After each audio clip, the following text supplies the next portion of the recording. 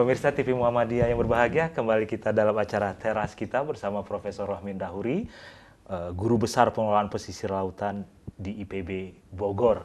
Prof, tadi sudah disinggung soal kapal ikan asing, kemudian soal illegal fishing.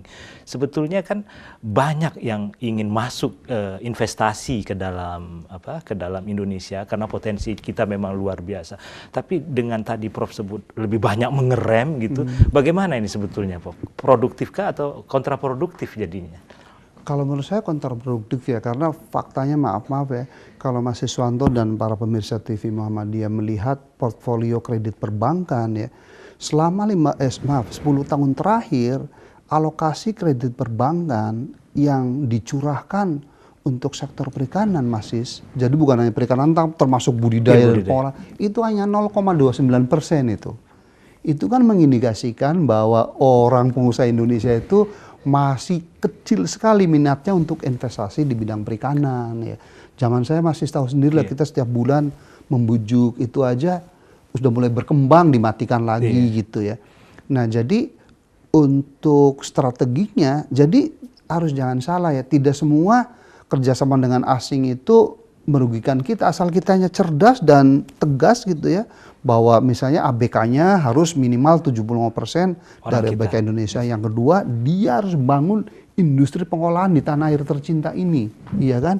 Jadi seluruh proses nilai tambah, iya kan, penciptaan kerja, iya kan, multiplier efek jatuh ke Indonesia kan, baik-baik saja gitu ya. Jadi Ibu Susi bagus dalam hal soal gebrakan illegal fishing, tapi ekonominya tidak didorong oleh beliau nih. Jadi harusnya matikan itu orang-orang yang jahat, tarik itu investor dalam negeri luar negeri yang benar-benar baik dan capable gitu. Dengan gitu tumbuh ya.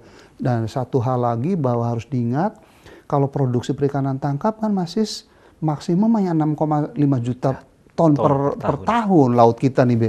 Tetapi kalau potensi budidaya kan untuk di laut sekitar 55 juta ton. Untuk di tambak atau coastal aquaculture 10 juta ton, 65 juta.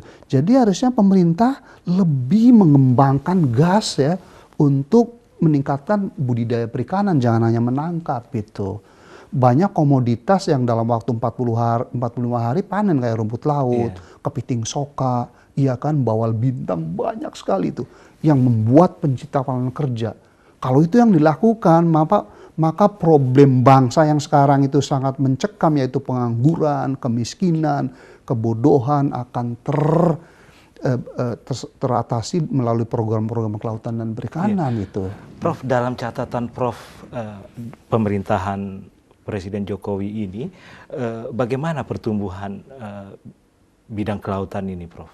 Apakah stagnan ataukah masih tumbuh atau gimana? Iya, kita lihat, ya memang kan BPS belum melakukan survei ya, tapi kalau kita lihat bukti empiris ya untuk sentra kawasan industri pengolahan perikanan seperti Muara Baru aja nih masih ke situ ya, kemudian di Bitung, Belawan, ya Benoa, itu kan pada gulung tikar semua kan. Katanya kalau di Bitung tinggal 30% lagi. Kenapa? Karena nggak ada ikannya lagi, karena tadi di moratorium semua gitu.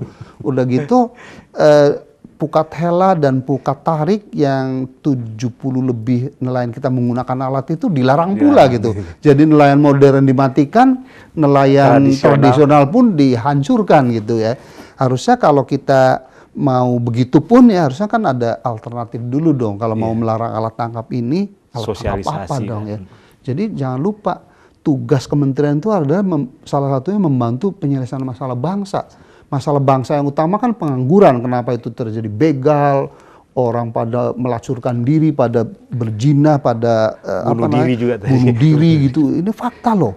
Bukan main-main karena banyak pengangguran gitu. Jadi kalau ada suatu kementerian malah menciptakan pengangguran, nah ini harus dipertanyakan menurut saya sih. Nah, jadi apa ya, Prof?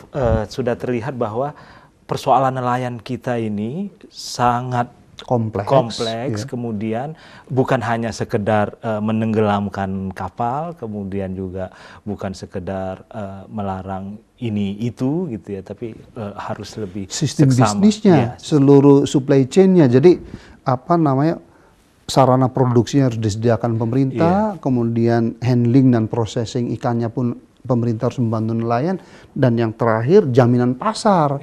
Jadi selama ini nelayan kan gitu, kalau lagi nggak ada ikan harganya tinggi, begitu lagi panen raya mendadak sontak turun. Karena memang kalau hanya mengandalkan pasar lokal kan nggak sedikit, Mas.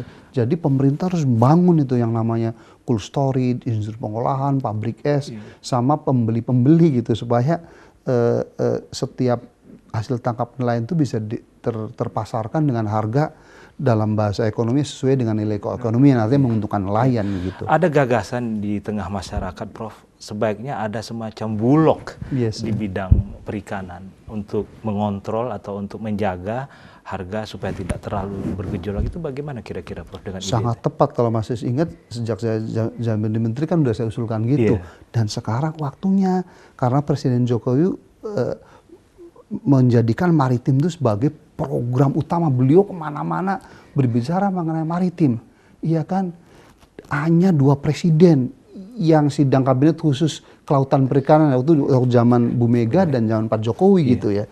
Nah cuman Bu Mega dulu kita sebentar, hanya 3 tahun kan. Nah ini mudah-mudahan lama gitu. Jadi harusnya di situ. Jadi kalau mau menjadikan maritim itu benar-benar terwujud, jangan hanya slogan, harus komoditas kelautan dan perikanan sebagai komoditas strategis. Jadi harus ada buffer price atau fungsi penyangga harga dan buffer stok. Dengan kata lain harus ada bulog perikanan gitu. Kemudian juga karena tadi armada nelayan kita lebih banyak, 10 yang tradisional itu hanya 1%. Yang modern. Iya, yang modern. Berarti mungkin perlu juga ada 1-2 kapal besar yang dimiliki oleh negara yang tugasnya keliling Indonesia untuk membeli pengangkut. Iya, persis. Nah itu juga ya, sekarang dilarang tuh kapal pengangkut itu dianggapnya transshipment gitu. Kan aneh bin ajaib. Betul itu. Jadi, nah itulah kan kita punya 2 BUMN perikanan kan. Harusnya kita daya gunakan. Nah fungsi BUMN, maaf saya ingatkan, itu kan ada agent of development. Jadi untuk wilayah-wilayah atau sektor-sektor usaha yang sektor swasta atau rakyat itu belum tertarik masuk, itu BUMN sebenarnya gitu ya. Harusnya gitu, Mas, memang itu. Jadi seperti kalau misalnya memang swasta belum tertarik punya armada kapal ikan modern, BUMN dulu tuh. Kalau BUMN berhasil insya Allah ya, itu nanti orang pada ngikutin gitu. Menurut saya gitu strateginya, memang BUMN harus masuk dulu. Baik untuk kapal angkut ikan maupun armada kapal ikan modern yang bisa memanfaatkan sumber daya ikan itu di laut-laut yang selama ini dicuri oleh kapal asing, menurut saya. Terima kasih Prof. Rohmin, luar biasa sekali. Mudah-mudahan barokah bisa mencerahkan seluruh bangsa tentang maritim, kelautan, dan perikanan. Pemirsa TV Muhammadiyah yang berbahagia, demikianlah dialog kita dengan Profesor Rohmin Dahuri, Guru Besar Pengelolaan Pesisir dan Lautan Institut Pertanian Bogor di Bogor. Mudah-mudahan kita bisa mengambil hikmah dari dialog tadi. Terima kasih sekali lagi, Prof. Sampai jumpa. Jangan bosan aja. Pemirsa, kita akan berjumpa lagi dalam acara yang sama di kesempatannya lain. Assalamualaikum warahmatullahi wabarakatuh. Waalaikumsalam.